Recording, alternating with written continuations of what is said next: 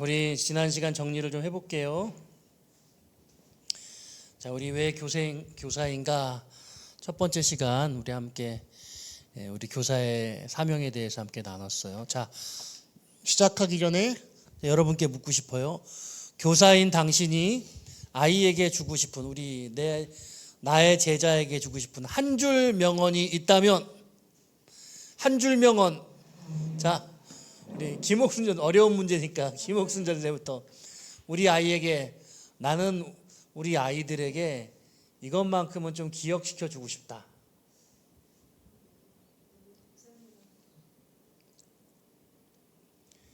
너무 갑자기여서도 딱 급훈 이런 거 있잖아요. 영준이 학교 생활하면서 급훈 중에 생각나는 거 있어? 있어요. 뭐가 있어요? 신랑감이 달라진다. 이제 그래서 저를 만났군요. 공부 열심히 해가지고.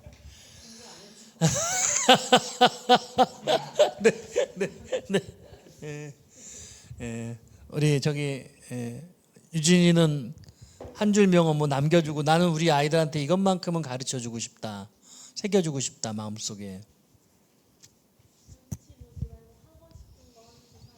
하고 싶은 거 하면서 살아라. 네, 좋습니다. 영준이 눈치 보면서 하고 싶은 거 하고 살아라. 네.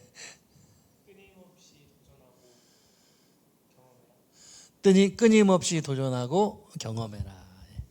좋습니다, 여러분. 좋은 선생님이 되셔서 여러분들이 우리 아이한테 이것만큼은 좀 마음속에 새겨주고 싶다. 어떻게 생각하면 우리 아이들을 만나서 1년 지나고 나서 그 아이들이 그 한 줄을 마음속에 새긴다면 꽤 남는 장사가 아닐까 그런 생각해 봅니다. 매주 시간마다 첫 번째 도입 질문 하나씩 하는데 생각해보고 답하고 이렇게. 우리 회복 탄력성 배웠었죠? 우리 아이들을 회복 탄력성을 길러주자. 또 우리 아이들에게 그릿을 좀 가르쳐주자. 우리 그릿이 무엇이냐 우리 함께 살펴봤었어요. 회복 탄력성이 포함되어져 있는 끈기, 이걸 줄 수 있는 것은 우리 교사가 할 수 있다. 그래서 우리 교사의 가장 중요한 것은 가르치는 것이다. 그리고 지키게 하는 것이다. 가르쳐서 지키게 하는 것으로 제자 삼는 것. 제자가 되어지는 것은 제가 이제 한 줄이라고 했는데 그 한 줄만 아이들이 새기고 그걸 지킬 수 있어도 참 괜찮다 그런 생각을 해봅니다. 내 인생의 스승이 누구인가? 제가 늘 계속해서 여러분 매 시간 또 내 인생의 제자는 누구인가? 여러분들이 제자 삼는 일 너무 귀한 일이라고 생각하고요. 자, 두 번째 시간은 아이를 보면 길이 보인다. 그랬어요. 그래서 아이들 이해하는 우리 지혜꿈생 꼬맹이들 우리 소개했었죠? 10명의 아이들. 자, 왼쪽부터 이름 같이 한번 해볼까요? 온유, 혜빈이, 유민이, 유은이, 종윤이, 혜빈이, 한빈이, 제가 틀리네요. 지율이, 이서, 제인이, 안 보이는데, 이한이, 안 보이는데, 이래. 아직까지는 우리가 이래가 막내예요. 네, 우리 이래 동생이 빨리 생겼으면 좋겠습니다. 이한이가 더 늦게 태어났어요. 이한이가 막내군요. 그렇군요. 네, 맞아요. 다시 돌아가서 3강은 말씀은 어떻게 전해지는가 이렇게 살펴봤었죠. 그래서 가르치는 이의 7가지 법칙을 살펴봤어요. 그래서 이 책이 좀 어렵다고 했는데 여러분들 내가 어떻게 아이들을 가르칠 것인가 하는 부분에 대해서 고민하면서 여러분 스스로 가르치는 법을 배워 나가실 수 있기를 바랍니다. 또 기회가 된다면 좀 책을 교사로서 가르침에 대해서 한 권쯤은 읽어봤으면 좋겠다 이런 말씀 드리고요. 지난 시간은 관계가 먼저이다. 여러 가지 이야기들을 냈어요. 일이냐, 일 중심이냐, 사람 중심이냐. 사람은 관계적 존재다 해서 여러 가지 단어들 살펴봤었고, 관계가 먼저이다. 불안한 그 뇌는 배우지 못한다.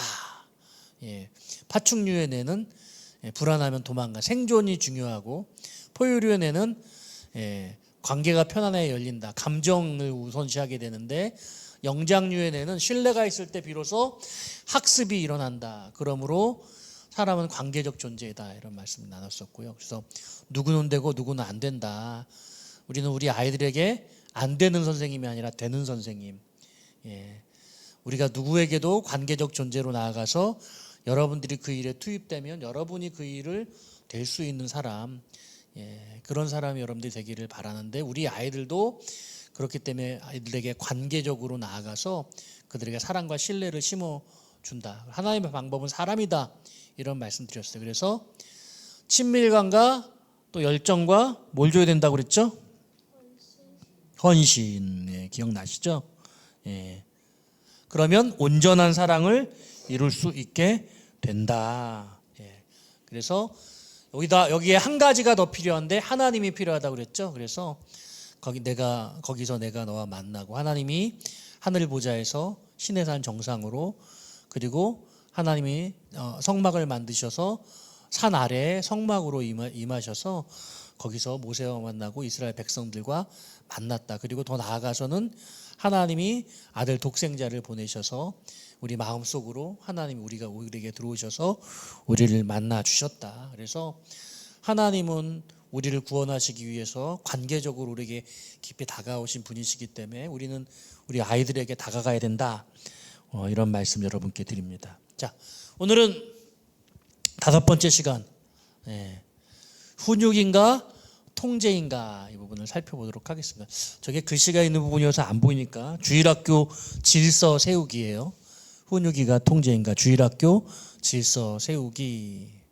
자, 지난 시간에 잠깐 그 성경의 그 교육의 원어에 대해서 여러분께 말씀드렸었는데, 교육이 영어로 education이잖아요. 근데 이 교육의 원어는 원래 educatio라고 하는 원어에서 왔다. 이런 말씀을 드렸었어요. 이게 이제 education이에요. 자, 근데 이 educatio라는 것은 어떤 뜻이냐? 밖으로 이끌어내다, 이런 뜻입니다. 그런데 이 에듀카티오가 조금 더 살펴보면 두 가지 뜻을 가지고 있대요. 에듀카레와 에듀케레. 에듀카레와 에듀케레. 그래서 에듀카레는 외적인 측면, 양육하다, 기르다, 먹이다, 밖에서 우리가 투입해 주는 거죠. 그런가 하면 에듀케레 또는 에듀세레는 이끌어내다, 끌어올리다, 안에서 발굴해내는 것을 뜻합니다. 그래서 에듀카티오라고 하는 이 원어는 에듀카레와 에듀세레, 에듀케레, 이 두 가지 의미를 다 가지고 있다. 그래서 우리가 줄 것이 있고 이끌어내야 될 것이 있다. 여러분들이 이렇게 이해를 하시면 돼요. 지금 여러분께 지금 오늘 어떤 이야기를 하고 있느냐? 자, 이 에듀카티오라고 하는 이 교육, 이끌어내다, 양육하다라고 하는 이 원어를 이제 성경에서 찾으면 저 단어예요. 저 뭐예요? 파이데이아라고 하는 헬라어예요. 헬라어. 제가 지금 영어 발음으로 써놨는데, 이게 바로 교육이라고 하는 의미를 가지고 있는데, 이 교육이라고 하는 파이데이아, 그래서 파이디온이라고 하는 어린이들 선교 단체도 있어요. 자, 그런데 이 파이데이아가 성경에 어디에 등장하느냐, 이게 되게 이제 중요하잖아요. 자, 우리 같이 한번 읽어볼게요. 자, 5절부터 다 같이 읽겠습니다. 시작. 또 아들들에게 권하는 것 같이 너희에게 권면하신 말씀도 잊었도다. 일러스되 내 아들아, 주의 징계하심을 경히 여기지 말며 그에게 꾸지람을 받을 때에 낙심하지 말라. 주께서 그 사랑하시는 자를 징계하시고 그 받아들이시는 아들마다 채찍질하심이라 하였으니 너희가 참음은 징계를 받기 위함이라. 하나님이 아들과 같이 너희를 대우하시나니 어찌 아버지가 징계하지 않는 아들이 있으리요. 징계는 다 받는 것이오늘 너희에게 없으면 사생자요 친아들이 아니니라. 아멘. 자, 여기 징계라는 단어가 5절에 한 번, 6절에 한 번, 7절에 두 번, 8절에 한 번 이렇게 5차례나 등장하고 있어요. 이 징계라는 단어가 바로 앞서 말씀드렸던 이 파이데이아 라는 이 원어 징계라는 말로 표현되어져 있거든요. 자, 그런데 제가 여러분 이 파이데이아가 신약 성경에서 6절에서 사용되고 있는데 이 지금 제가 앞에 보여드린 2절에서 5절, 6절, 7절, 8절 4절이 나왔어요. 그리고 나머지 2절이 어디에 있느냐 제가 찾아서 읽어드릴게요.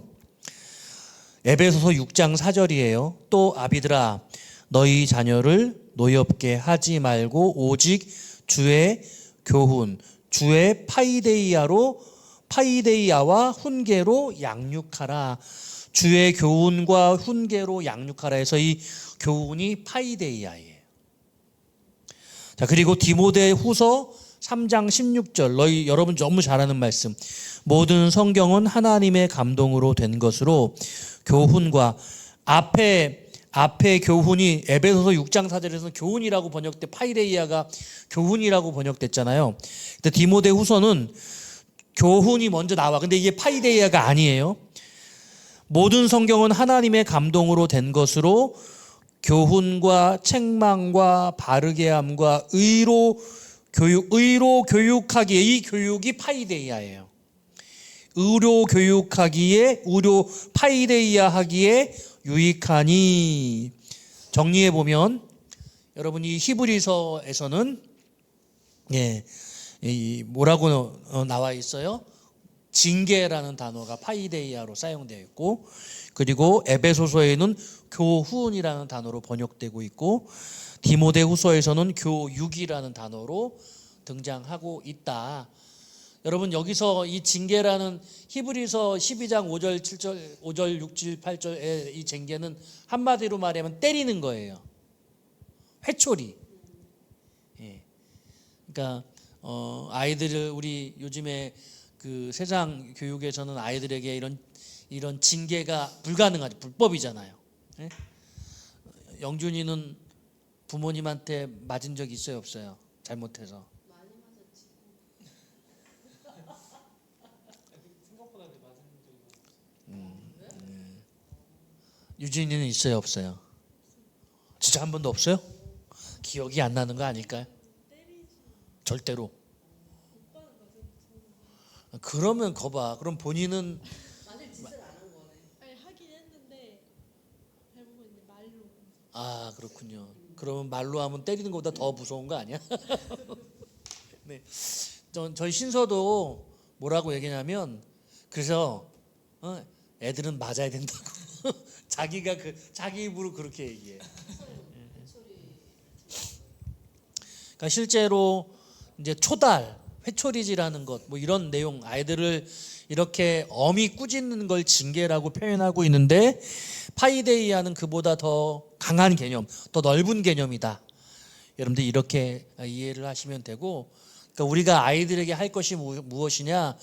교육이라는 원어가 에듀카티온인데 그건 아이들의 가능성, 아이들 안에 있는 것들을 이끌어내기 위해서 아이들에게 무엇인가를 양육하면서 이끌어내는 것, 이게 교육적 원어인데 성경적으로는 이게 파이데이아라는 단어로 되어 있고, 이 단어는 때로는 교훈이라고, 때로는 교육이라고, 히브리서에서는 징계라고 그렇게 표현되고 있어요. 제가 그래서 공동 번역을 찾아봤더니 5절 히브리서 12장 5절을 어떻게 번역하고 있냐면, 하느님께서 마치 자녀들에게 하시듯이 여러분에게 격려하신 말씀을 잊었습니까? 아들아, 너는 주님의 견책을 가볍게 여기지 말며 꾸짖으실 때에 낙심하지도 말라. 견책이라는 단어를 쓰고 있어요. 견책. 그래서 또 다른 우리 한글 성경들 찾아보니까 다 징계로 번역하고 있더라고요.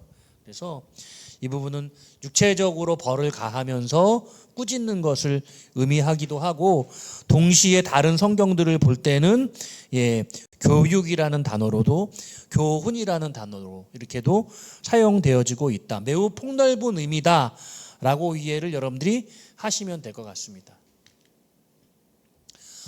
그래서 저는 오늘 이 파이데이아라고 하는 이 성경적 때로는 징계, 때로는 교훈, 또는 교육이라고 성경에서 말하고 있는 이 단어를 우리가 교사로서 어떻게 구현할 수 있을 것이냐. 제가 오늘 단어가 강의 제목이 뭐예요? 훈육인가 통제인가. 네. 훈육과 통제는 비슷하지만 완전히 다른 의미라고 이제 여러분께 말씀드리는 거예요. 다이애나 바움린드라고 하는 사람이 있었어요. 예. 다이애나 바움린드라는 사람은요, 미국의 발달 심리학자였는데, 이제 부모님의 양육 방식이 자녀의 사회적 정서적 발달에 미치는 영향을 연구했어요. 그래서 앞서 여러분께 말씀드린 이 파이데이아, 저는 훈육이라는 단어로 쓰고 있는데, 이 훈육과 민주적 권위의 개념을 학문적으로 학술적으로 정립했어요. 아주 유명해요. 그래서 여러분께 오늘 소개를 하려고요. 유대인이에요. 그래서 100명이 넘는 미취학 아동, 우리가 지금 만나야 되는 그 아동들을 대상으로 해서 장기적인 관찰 연구를 했대요. 그래서 부모가 자녀에게 보이는 반응성, 부모가 자녀들에게 반응을 보여주는 거예요. 예. 그리고 요구성, 아이들이 부모에게 요구하는 것. 예.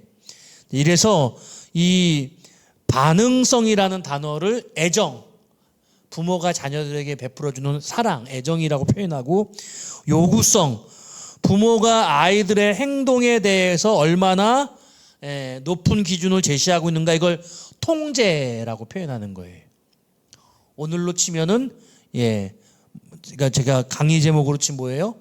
훈육이냐 통제냐. 통제. 그래서 애정과 통제의 상관관계에 대해서 연구를 했습니다. 자, 그래서 여러분께 이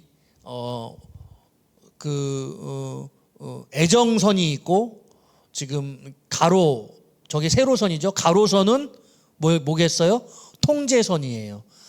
통제가 점점 커지는 거고 애정이 점점 커지는 거예요. 그래서 저렇게 초록색은 애정도 많이 주면서 통제도 많이 하는 것. 노란색은 애정은 많이 주는데 통제는 하지 않는 것. 저쪽에 하늘색은 통제는 많이 하는데 애정은 적게 주는 것. 저 핑크색은 애정도 적게 주고 통제도 적게 주는 것. 어떤 게 가장 바람직한 방향일까요?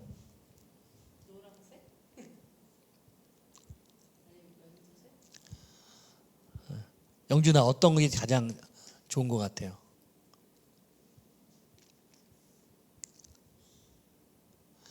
애정은 많이 받고 통제는 적게 한다. 애정은 조금 주고 통제는 많이 한다. 애정도 많이 주고 통제도 많이 한다. 이제 많고 적음으로 설명하는 거니까 애정도 적게 주고 통제도 적게 한다. 자, 설명해 볼게요. 저 노란색, 애정은 많이 주면서 통제를 적게 하는 걸 허용적 태도라고 말해요. 그리고 애정은 적게 주면서 사랑은 많이 주는 것, 저걸 권위적 태도라고 그렇게 부릅니다. 그런가 하면 애정은 적게 주고 통제도 적게 하는 걸 방임적 태도라고 말하고, 자, 그럼 애정을 많이 주고 그리고 통제도 많이 하는 걸 뭐라고 할까요? 맞춰보세요. 저걸 민주적 태도라고 말한다. 자, 그러면 각각의 부분이 어떤 의미를 가지고 있느냐. 자, 허용적 태도는 이렇게 말하고 있어요. 집 밖에 나가서도 타인이 자신을 다 맞춰줘야 한다고 생각한대요. 허용적 태도로 자란 아이들이 그렇게 된다는 거예요. 사회에서 지시를 따르지 않거나 불평, 불만이 많은 성인이 될 가능성이 높다. 애정은 듬뿍 받는데 통제가 잘 많이 일어나지 않으면 밖에 나가서도 사람들이 자신에게 다 맞춰줘야 된다고 주로 생각한다는 거예요. 이기적인 아이로 자라는 거겠죠. 그러면 권위적 태도는 보이지가 않는데, 기질에 따라 두 가지로 나누어진대요. 강한 성격의 기질은 사회에서 윗사람과 계속해서 충돌한대요.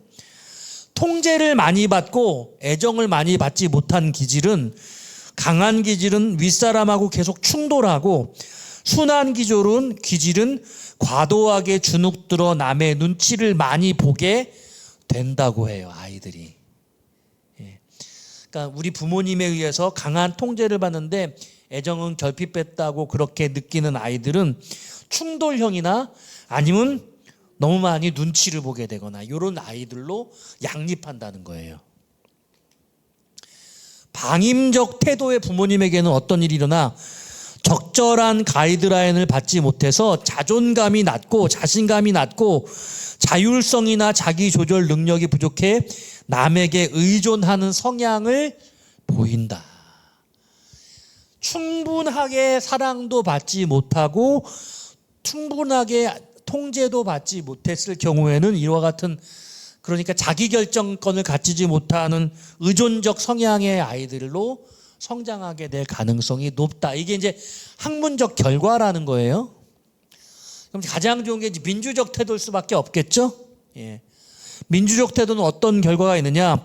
사랑받는다는 확신이 있어 자신감이 있으면서도 적절한 통제를 받아 예의가 바르고 사회적 위치를 잘 파악한다. 자, 그러니까 여러분, 우리가 부모들이 아이들을 어떤 태도로 대하느냐에 따라서, 애정과 통제를 어떻게 밸런스를 유지하느냐에 따라서 우리 아이들이 태도가 달라질 수 있다. 가치 형성과 인격 형성이 달라질 수 있다는 거예요. 그러니까 민주적 태도가 가장 좋은, 충분한 애정을 가지고 있으면서도 하지만 충분한 통제가 필요하다고 학문적 결과, 학술적 결과로 그렇게 제시하고 있는 거예요. 자, 여러분은 자, 자평. 자, 영준이는 부모님이 어떤 태도로 영준이를 양육하신 것 같아요?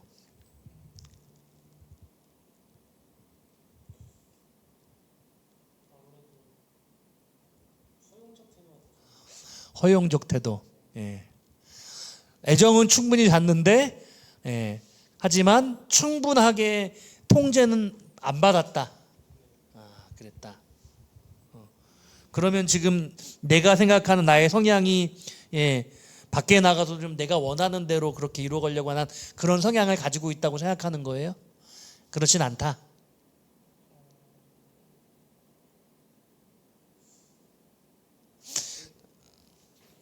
네, 아무튼 뭐 스스로를 얘기하는 것도 쉬운 일은 아니니까. 자, 유진은 어떤 것 같아요? 대부분이 여기가 많은 것 같아. 네. 전사님은 어떤 것 같아요? 저는 권위적 태도와 민주적 태도의 그 사이가 있는 것 같아요. 이 왼쪽은 아닌 거예요. 네.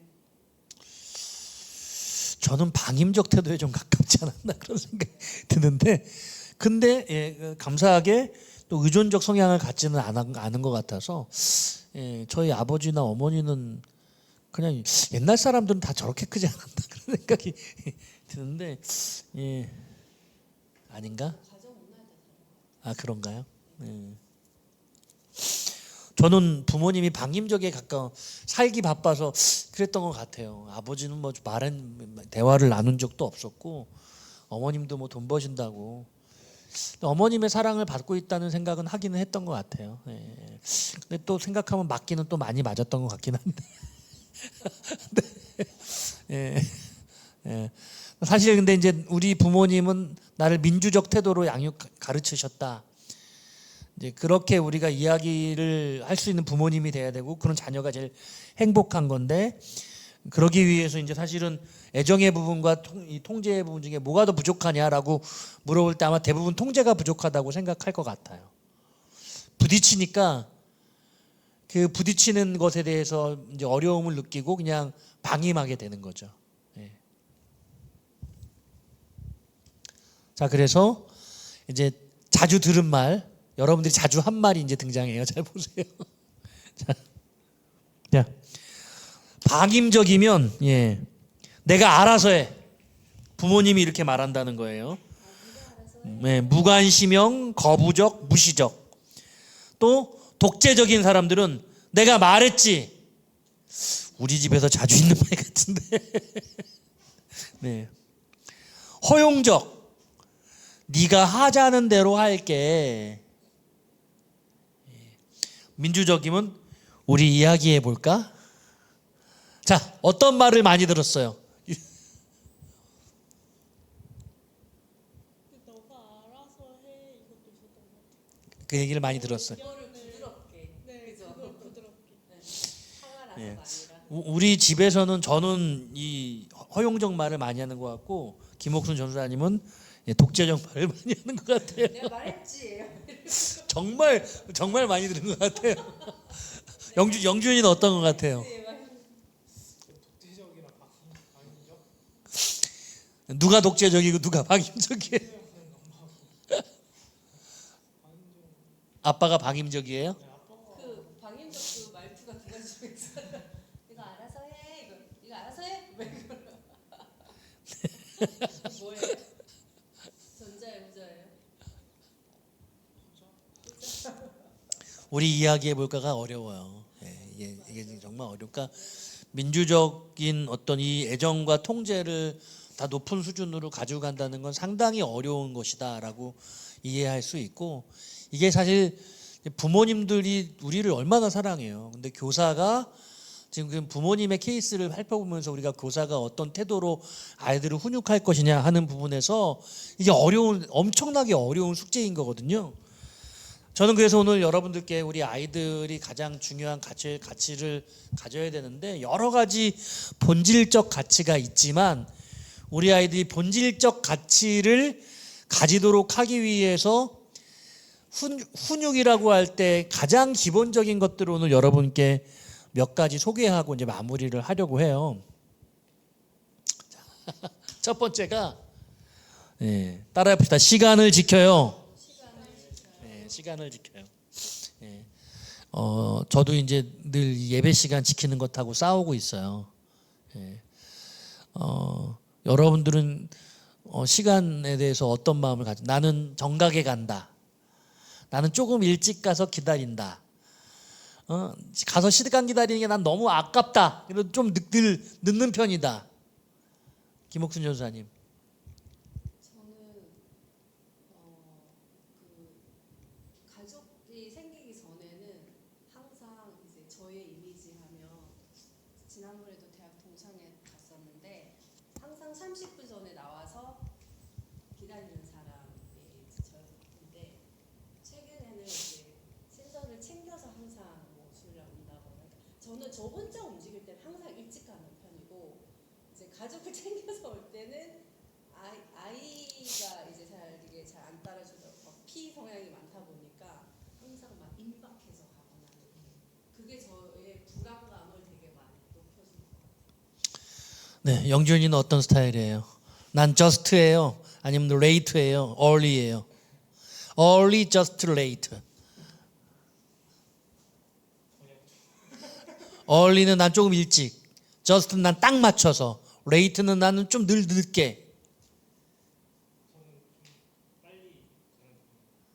빨리 가는 편. 약속할 때. 두 사람 중에 누가 먼저 와 있어요? 항상 영준이가 먼저 와 있어요? 비슷비슷해요? 시간 약속 때문에 싸운 적은 없어요? 오. 아, 좋네. 되게 연애 아주 주요 이슈 중에 하나거든, 늦는 게. 그것 때문에 막 늦는 사람 계속 늦거든. 그럼 스트레스 받아. 그런 연애하면 진짜 피곤해. 유진이는 early, just, late. 제가 이렇게 누구랑 약속할 때 남이 늦는 걸 되게 싫어하거든요. 그래서 제가 빨리 가려고 하거든요. 오케이. 두 사람들은 좋은 시간에 대해서는 아주 되게 좋은 그 훈련을 가지고 있어요. 저도 이렇게 항상 임박한 걸 해서 전 just예요. 그래서 되게 막 힘들어하는 스타일이거든요. 우리 교회 안에서도 매일 저는 칼럼을 설교 준비 중에 제일 마지막에 하는데, 그래서 주일날 아침에 9시에 예배 드리는 게 막 숙제야. 막 다 늦게 와 다 늦게 오니까 막 마음이 막 부글부글해. 어떤 날은 그런 마음 때문에 예배 드리는 게 되게 힘들 때도 있고. 이제 그리고 우리 교회 이제 주일 2부 예배도 10시 50분에 찬양 시작해서 딱 11시 10분에 딱 예배를 시작하는 걸 나는 정확하게 맞춰서 시작되기 원하는데 그게 잘 안 맞아. 어쩔 때 막 예배 11시 15분에 막 종을 치고 이러니까 막 저는 그럼 되게 힘들어 하거든요. 예, 하나님 앞에 정시를 지켜라. 이런 마음인데 이게 참 우리가 어렵구나. 시간 지키는 게 어렵습니다. 교사는 일찍 가서 우리 아이들을 맞이해 줘야 되는 거야. 예? 그래서 여러분 이게 되게 어려워요. 애들이 다 있는데 딱 선생님 늦게 오는 것과 나는 일찍 가서 오는 아이들을 환영해주고 맞이해주고 안아주고, 그게 이제 사실은 1년 매주 그럴 수 있다. 그러면 그거 하나만으로도 100점이야. 와서 선생님이 예쁘게 입고 환하게 웃으면서 오는 아이들 맞이해주고 환영해주고, 그것만 성공해도 사실은 50% 이상은 51% 성공하고 접고 시작하는 거예요. 저는 그래서 우리 아이들이 시간 맞춰서 딱 예배 전에 올 수 있도록, 사실은 11시에 지금 우리 몇 시에 시작하죠? 지혜 꿈쌤이? 네. 10시 20분. 그럼 한 10시쯤에는 와서 준비하고 아이들 기쁘게 환영해주고 이런 모습. 그래서 우리 아이들도 그 시간을 지킬 수 있도록 도와주고, 부모님이 그러지 못하면 부모님에게 시간 지킬 수 있도록 그렇게 말씀드리고, 선생님이 먼저 이게 약속이 돼야 되겠죠. 그래서 우리 첫 번째 훈육의 1번이 시간을 지켜요. 시간을 지켜요. 이게 어려워요. 우리가 이런 좋은 훈련을 이미 가지고 있는 것 같아서 너무 감사하다. 이게 진짜 중요하거든요. 이게 안 되는 사람은 이제 여기서 좀 이야기를 나누려고 이게 그랬는데, 안 되면 사역자는 막 미치는 거예요. 자, 두 번째, 존댓말을 따라합시다. 존댓말을 사용해요. 예. 우리 아이들 존댓말 사용하는 애들 거의 없죠. 다 반말이야. 요즘 많이 달라졌어요. 좀 달라졌어요. 예. 캠페인 하면서. 그래서 우리 어른들도 아이들에게 존댓말을 해주는 게 좋아요. 예, 존댓말. 근데 그러니까 항상 그러니까 존댓말과 반말의 그 장점과 단점이 있어요. 존댓말의 장점은 뭐예요? 말을 함부로 하지 않게 하는. 예, 말이 좀 더뎌져요. 존댓말을 하면 빨리 말하지 않게 되고 천천히 말하게 돼요. 그래서 또박또박 생각하면서 말할 수 있어요. 또요.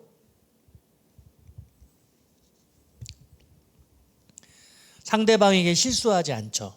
예? 예. 단점도 있죠. 거리감이 있어. 거리감이 느껴져요. 거리감이 느껴져요. 예. 그래서 우리 신선은, 우리 딸은 그게 그렇게 싫대요. 아빠하고 존댓말해요, 반말해요? 반말이요. 존댓말하는 게 싫어요? 불편해요? 어색한 것 같아요. 예. 예. 어색하다. 엄마하고도 그렇고. 영준이는 예. 아빠라고 불러요, 아버지라고 불러요? 아빠. 엄마라고 불러요, 아버지라고? 남자들은 군대 갔다 오니까 딱 호칭이 달라요. 예. 예. 저도 20대 들면서 어머니라고 바꿔서 부르기 시작했어요. 예. 존댓말하고. 예. 그러면 듣는 어머니 입장에서는 조금 그러니까 저희 형님은 아직도 엄마라고 하잖아요. 근데 이제 엄마라고 그러다가 어머니 그러면 갑자기 왜 그러냐고 불편하게, 좀 어려운 네, 아들. 그렇게 이제 생각하게 되는 거죠. 그래서 이 존댓말의 장점과 반말의 장점을 섞는 방법이 있어요. 부분적으로 존댓말하는 거예요. 예. 그러니까 가족지간에는 가족들끼리 있을 때는 편하게 얘기하다가 밖에 나가서 누가 같이 있을 땐 존댓말을 하는 거예요. 그럼 그게 장단점은 뭐예요? 앞뒤가 안 맞는데. 이런 집도 있어요. 있다고 해요. 그래서 그 공과 사를 구분하는 능력, 이 사람이 어떻게 말해야 될지 그걸 늘 생각하게 된다는 게, 집안에서 가족들과 함께 경어를 쓸 때와 편하게 평상어를 쓸 때에 상황을 판단하는 어떤 기준이나 그런 경험을 했기 때문에 그 말하는 방식에 대해서 훨씬 더 조심하게 말하게 되고 말할 줄을 바른 말을 하는 것을 배우게 된다는 거예요. 그래서 제가 우리 신서가 요즘에 너무 말을 막 해서 말 자체가 인격이니까 조금 말을 고상하게 하면 안 되겠냐. 나는 그냥 말하는 건데 왜 자꾸 그러느냐. 근데 제가 저 어렸을 적에 생각해 보니까 저도 그렇게 막말했던 시간들이 있었던 거. 중학생 때 저도 그랬던 것 같아요. 친구들이 말을 너무 함부로 제가 그랬다는 게 이해가 안 가죠. 근데 제가 그런 얘기를 친구들한테 지적으로 들었던 기억이 나요. 그 말 좀 안 하면 안 되냐. 그런 말 들은 적 있어요? 어렸을 적에? 네. 되게 그러니까 말하는 나는 아무렇지도 않다고 생각하는데 듣는 사람은 그 뉘앙스가 너무 불편한 거지. 그러니까 계속 이야기를 하니까 듣기 싫으니까 그 말 좀 안 하면 안 되겠냐 이런 말을 하게 되는 거죠. 이제 우리가 그 말을 하면서 그 말의 의미를 잘 모르게 되는 거예요. 그런데 존댓말과 반말을 그러니까 평상말과 존댓말을 같이 쓰게 될 때 아버지 어머니 가족들이 이야기를 하는데 누가 같이 있으면 그때는 아버지와 어머니를 존중해 드리고 그럴 때 우리가 이제 대화법을 조금 더 많이 훈련하게 되어서 훨씬 더 이 말하기 사용법에 유연함을 가지게 된다고 이야기를 하더라고요. 그래서 저도 이 준비를 존댓말을 사용할 때 일단은 아이들은 존댓말하고 선생님은 반말하고 그런 것보다는 서로 존댓말을 하는 게 좋겠다라고 생각하는데 그래도 최대한 우리가 좀 유연해져서 친근할 때는 서로 편안하게 평상어를 쓰다가도 존댓말을 해야 하는 순간에는 말씀을 가르친다던가 이게 퍼블릭한 공간에서 중요한 어떤 그런 얘기를 할 때는 아이들과 존대를 하면서 그러면 선생님이 반말도 했다가 평어도 했다가 존대어도 했다가 그럴 때 아이가 느낄 때에는 지금은 서로 더 존중해야 되는 시간이구나. 지금은 조금 더 친근한 시간이구나. 그러니까 반말이라고 표현한 게 아니라 평상어라고 표현한다면 더 사적인 시간, 공적인 시간, 서로 더 조심해야 되는 시간, 지금 아주 중요한 시간 이렇게 이해할 수 있다는 거죠. 그래서 우리가 그런 대화법을 배워야 된다. 그래서 존댓말을 사용한다는 건 매우 의미 있고 그래서 우리 예를 들면 산유교회 새로운 가정이 우리 교회에 오셔서 우리 교회에 오니까 보이지 않는 문화가 있어. 근데 그 문화가 되게 멋져. 이 공동체가 괜찮은 공동체구나. 우리 신서가 막 중학생들의 10대들의 막 편안한 말을 교회에 와서는 함부로 사용하지 않는 언어 습관을 교회의 이 선생님들과 이 선배들과 이 교우들과의 대화 속에서 스스로 자제하도록 느끼는 것들을 그냥 이 분위기로 충분히 배울 수 있다고 생각하거든요. 그래서 필요한 게 바로 존댓말이다. 이런 말씀을 드릴 수가 있어요. 질문이 있는데요, 목사님. 요즘에는 어떤 그 가정이 많이 연출되냐 하면 이제 상담하시는 분들이 부모는 존댓말을 하는데 아이는 계속해서 반말을 한다는 거예요. 그리고 이제 저도 사실 교회에서 그때 캠페인 할 때 애들한테 계속 우리는 본을 보이면은 아이는 하겠지라고 생각을 하고 계속 했어요. 뭐 이렇게 하는데 애들은 계속 반말을 하더라고요. 이제 그럴 경우에는 이렇게 계속 반복해서 가르쳐야 되는 건지 아니면 그냥 계속 본을 끝까지 보이고 말을 하지 않아야 되는 건지 어떻게 해야 될까요? 그러니까 사실은 이거는 되게 일관된 모습을 가지는 게 중요할 것 같아요. 그리고 훈육이라고 하는 거는 벌도 있는 거니까 교회 공동체 안에서 그렇게 하지 않았을 때 누구나 보기에 벌칙이 있어야 될 것 같아요. 그거는 이제 그 지혜 꿈샘에서 선생님들이 같이 함께 상의하고 이게 왜 잘 안 될까요? 왜 잘 안 돼요? 집에서 그렇게 하지 않거든요. 집에서 6일 동안 그러다가 교회 딱 오니까 갑자기 우리 아이들이 아직 어리잖아요. 영하고 유하고 이런데 집에서 하던 대로 하지 어떻게 집에서 하다가 갑자기 딱 교회 청소년 되고 어린이 되면은 뭐 집하고 교회하고 상황 파악해가지고서 뭐 존댓말도 하고 그럴 수 있지만 유아들은 안 그렇단 말이죠. 하던 대로 한단 말이죠. 그럼 결국에는 부모님들이 집에서 그 태도를 일관되게 보여주실 때 그게 가능하다고 생각. 결국엔 부모 교육이 전제돼요. 예. 네, 교회에서만큼은 부모 교육도 분명히 진행이 되면서 교회에 와서 아이들의 언어 생활이 바뀔 수 있도록 지도해주고, 그리고 그 부모들도 거기에 동의해서 그 교회의 태도를 집안에서도 맞춰가려고 노력하는 모습이 사실상 필요하고 제일 중요한 것 같아요. 예. 그러려면은 일단은 그 부모와 부부 간의 존댓말이 가장 기본으로 돼야 되겠네요. 맞아요. 그래서 지금 이제 그 아이들이 선생님하고만 존댓말을 하는 게 아니라 교회 어른들도 아이들하고 인사할 때 존중해주고 그러면서, 예, 이 다음이 또 중요한데, 예, 이 존댓말을 사용하는 부분들은 그냥 아주 기초. 우리 교회가 신앙교육, 성경교육을 하기 위해서 제일 중요한 그 첫 걸음을 닦는 일이라고 생각해요. 그 인격이 안 되면, 그 인격적이지 않은 것에 아무리 성경을 가르쳐주면 그 성경 많이 배우면 뭐 하겠어요. 그래서 바른 기본적인 인격의 그 폼을 만들어주는, 매너를 갖춰주고 그 위에 바른 성경 교육을 해야 한다, 이런 생각을 말씀을 드릴 수밖에 없어요. 자, 다음으로 가볼까요? 따라합시다. 먼저 보는 사람이 인사해요. 먼저 보는 사람이 예, 우리 인사는 원래 누가 먼저 해요? 예, 원래는 아랫사람이 먼저 하는 거예요.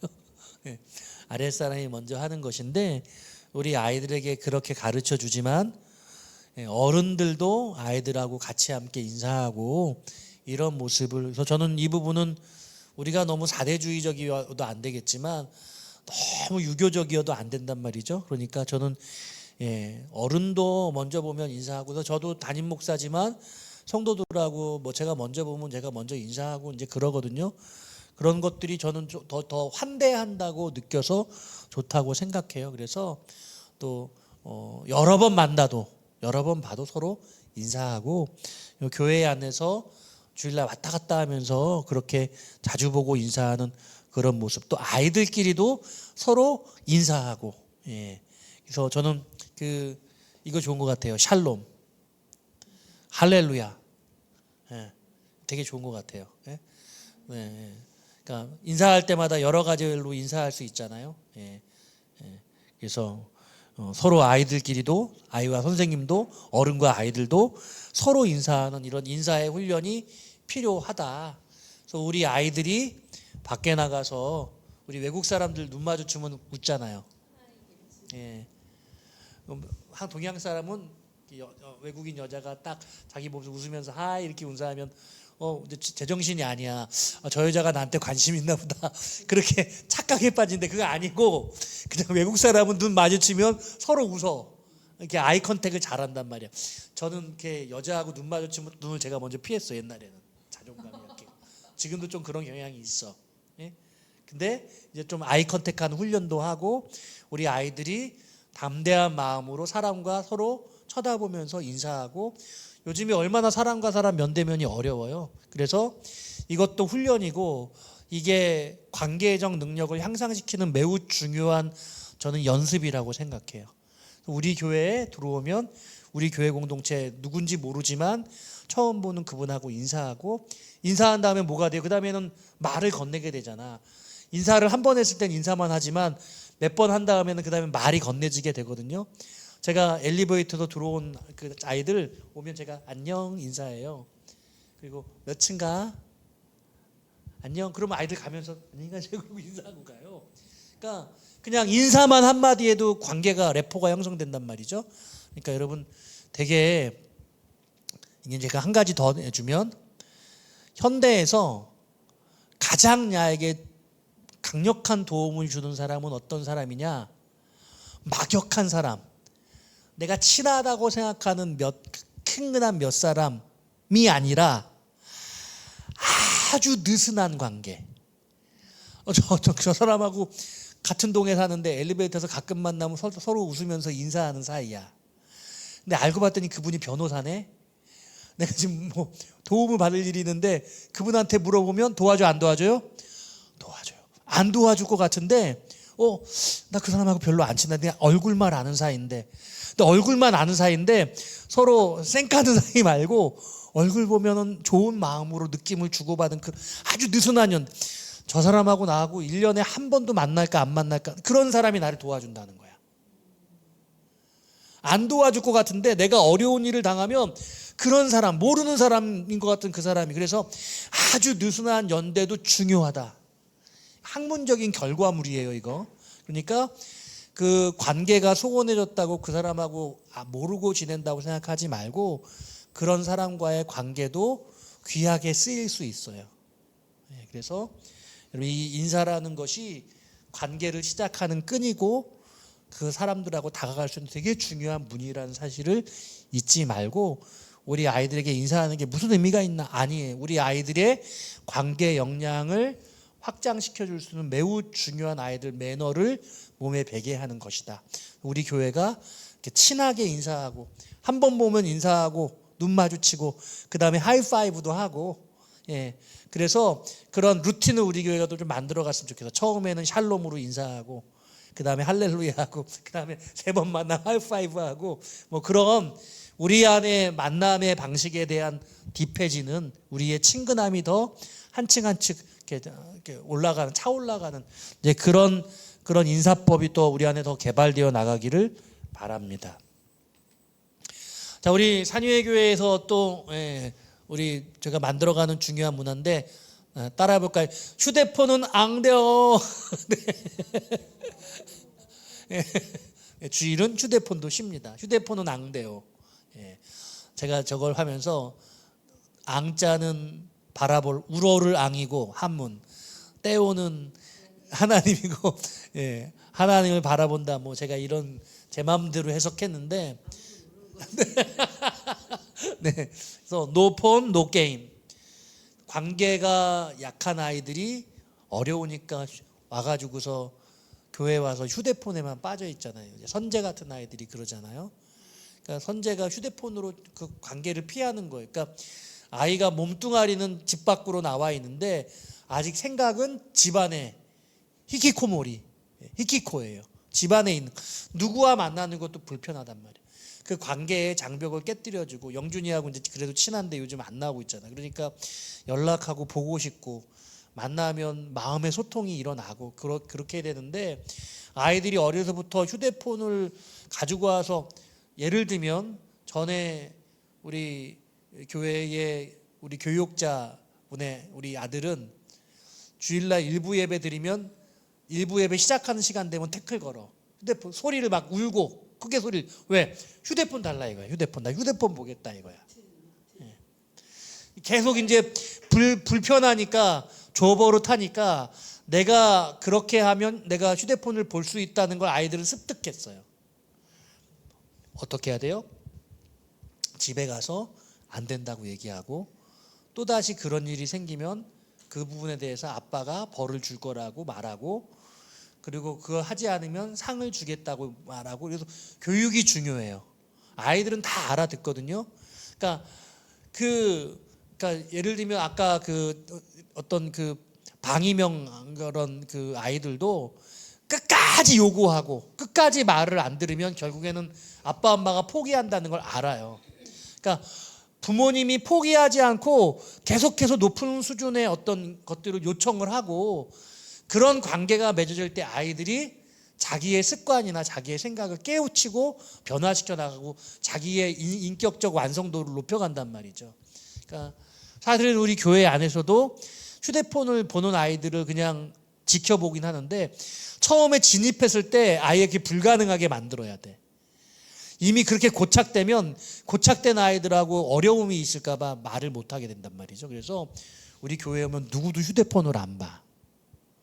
이런 게 돼요. 어른들도 그러니까 주일날은 휴대폰 꺼두고 묵음으로 해두고 휴대폰 꺼내보지 않고 이러도록 훈련 받아야 돼서 우리 교회 안에 이런 문화가 주일 문화가 교회 오면 휴대폰 꺼놓고 관계적인 자유와 기쁨을 만끽하는 날 하나님과의 관계의 기쁨도 누리지만 휴대폰 없이 성도들과 진정한 페이스 투 페이스 만남을 가지고 진정한 관계의 기쁨을 누리도록 해주어야 된다. 그 관계의 장벽을 사실은 얼마나 휴대폰이 깨뜨려요.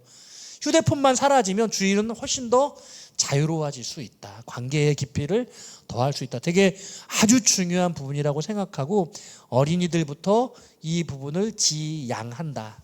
그래서 우리 선생님들도 도와주셔야 돼. 동의하세요? 자, 예배 중에는 떠들거나 돌아다니거나 밖에 나가지 않아요. 그래서 예배 중에는 떠돌박 안 해요. 떠돌박 안 해요. 뭐 이렇게 제가 말했는데 떠들거나 돌아다니거나 밖에 나가지 않아요. 그래서 우리 아이들도 예배가 시작됐으면 물론 이제 지혜꿈샘 예배는 당연히 예배가 시작돼서 화장실 가지 않고 예배 시작하기 전에 아이들 오면 화장실 갔다 왔어? 예배 중에는 화장실 갔다 올 수 없어? 이걸 이야기를 해줘야 돼요. 화장실 가고 싶다고 하면 처음에는 이제 아이들에게 지도를 해주되 원래 예배 시작되면 그것도 참아야 돼. 끝까지 참아야 돼. 그래서 참기 어려우면 예배 시작하기 전에 화장실 다녀와. 이렇게 이야기를 해주고 예배에 집중하는 것들을 훈련해야 돼요. 우리 어른들도 이게 잘 안 돼. 예배팀은 꼭 찬양 끝나고 나면 한번 나갔다 오거든요. 저는 그것도 잘못됐다고 생각해요. 그래서 또 아이들이 부모님이 예배 드리는데 이 안에 들어와 있으면 나오지 않아요. 그 안에서 아이들 예배하면서 예배 중에 같이 예배하면 제일 좋고 예배에 참여하지 않으면 예배에 방해하지 예배에 참여한다. 예배하기 참여하기 어려우면 예배를 방해하지 않는다. 아이들 안에서 책을 본다거나 조용히 아이들끼리 시간을 보낼 수 있는 아이들만의 방법을 그 안에서 스스로 개발해 나가야 된다. 그래서 이 부분도 계속해서 반복적으로 가르치고 교육하면 얼마든지 배울 수 있다고 생각합니다. 자, 마지막으로 사랑하고 감사하고 용서하고 함께해요. 같이 합시다. 시작. 사랑하고 감사하고 용서하고 함께해요. 사랑하고 감사하고 용서하고 함께해요. 우리가 할 수 있는 것들입니다. 뭐 이것 말고도 좋은 게 많이 있지만 제가 이렇게 표현했어요. 우리 사랑하자. 우리 서로 감사하자. 우리 서로 용서하자. 그리고 함께하자. 그래서 이 사랑하고 감사하고 용서하고 함께하는 이것들이 아이들에게 중요한 모토가 되면 아이들끼리 티격태격 했을 때 우리 어떻게 해요? 사랑하고 감사하고 용서하고 함께해요. 예수님의 십자가로 우리가 이 사랑과 감사와 용서와 함께함을 아이들이 그냥 입으로만 고백하는 게 아니라 실천을 하면서 서로가 이런 일들을 이루어가면 얼마든지 아이들이 좋은 기본적인 훈련의 첫 번째 계단에 오르는 것이다. 더 여러 가지를 요구할 수 있지만 제일 먼저 필요한 게 우리 아이들만 필요한 게 아니라 우리 어른들, 청년들에게도 이게 필요하거든요. 그래서 이런 문화, 이런 훈련의 기본적 자세를 우리 만들어 나가면 좋겠다. 오늘 그래서 훈육이라는 게 뭐냐?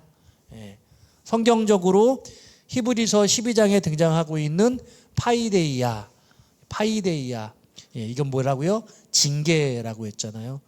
그래서 우리 산유의 교회에는 징계가 있는 교회.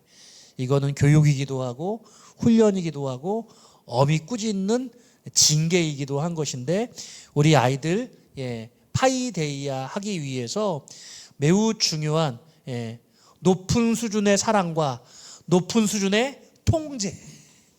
높은 수준의 사랑과 높은 수준의 통제.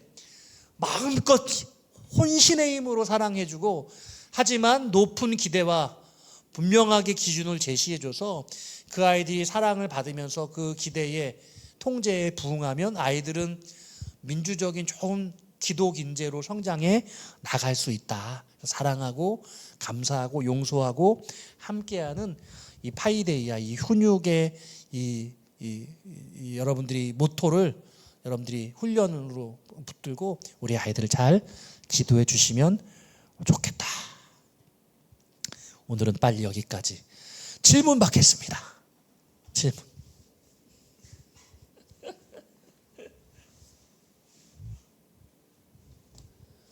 뭐 특별히 궁금한 거 없어요? 유진이 없어요?